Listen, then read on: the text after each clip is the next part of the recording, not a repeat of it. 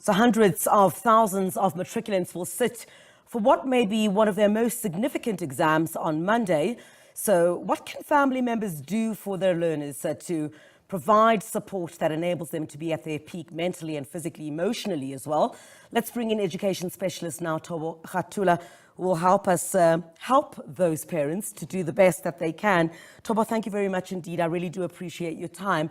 What a stressful time for learners. It's basically down to the wire now. And what can parents do to support, their children during this very anxious time?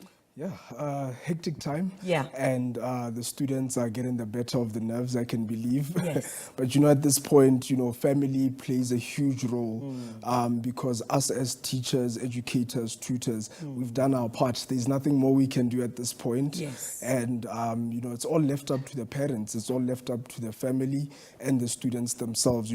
They need to really help the students emotionally, practically, psychologically, financially, and physically.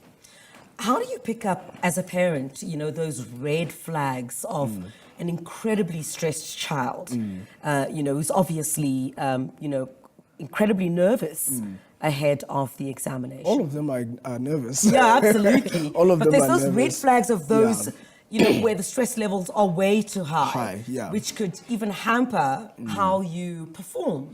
Yeah, I mean, some of the telltale signs is obviously students not getting enough rest, trying to overdo it. There are students that would want to read and, try to cover up all of the work in a short period of time. So those are some of the telltale signs that you can see. Students spending the whole night reading and, sometimes I can even, prohibit them to do well in the exams. True. So those are some of the red flags, and as parents, we need to lighten the mood at home. Try to avoid, serious, conversations. Try to avoid confronting the students. Whatever that needs to be confronted can wait until after the exams to be done. Does lightening the mood also include lightening the number of chores that matriculants, for example, or learners, would have during this time? Because, I mean, some households, you have to wash the dishes, you have to sweep up before. When you get back, you have to wash your uniform. That kind of thing. Do we lighten that load as well? Yeah, absolutely, Sis Griselda. At this point, it's really crucial for the students. So, I mean, we can wait for until after exams, things like noise at home, if the television is always on and a student is trying to prepare for the exam, that is something that can really, come as a prohibiting. Even just gadgets, TV time. As parents, we need to reduce TV time. We need to reduce gadgets, because imagine you are reducing the chores for the student and then they're on TikTok.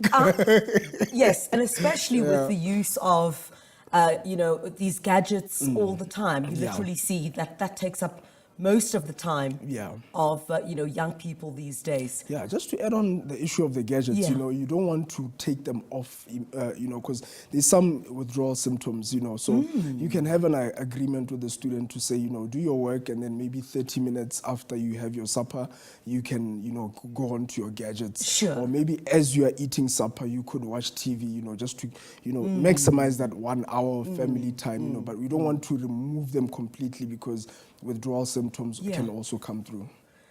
I mean, give us some tips. It's only a couple of hours, so what tips can you give to learners and even the parents themselves? It's a very critical time. I'll start with the parents.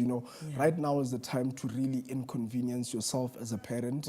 So if your child is spending more time traveling between school and home, this is the time for you to at least arrange them a more efficient transport method.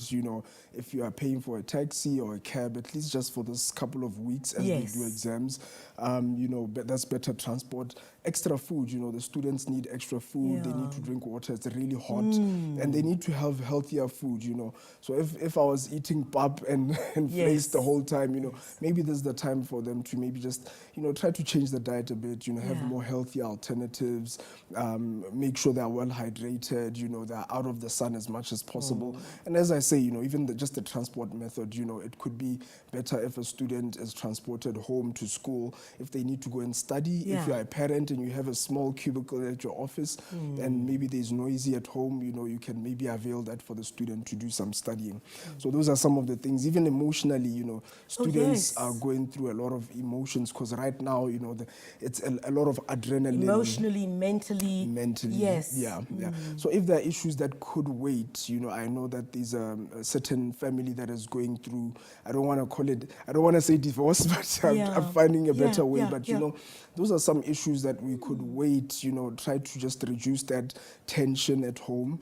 And then maybe after exams, that's when we can now say, kids, there's going to be changes, A, B, C, D. Right. Thobo, thank you very much indeed. Really appreciate your time.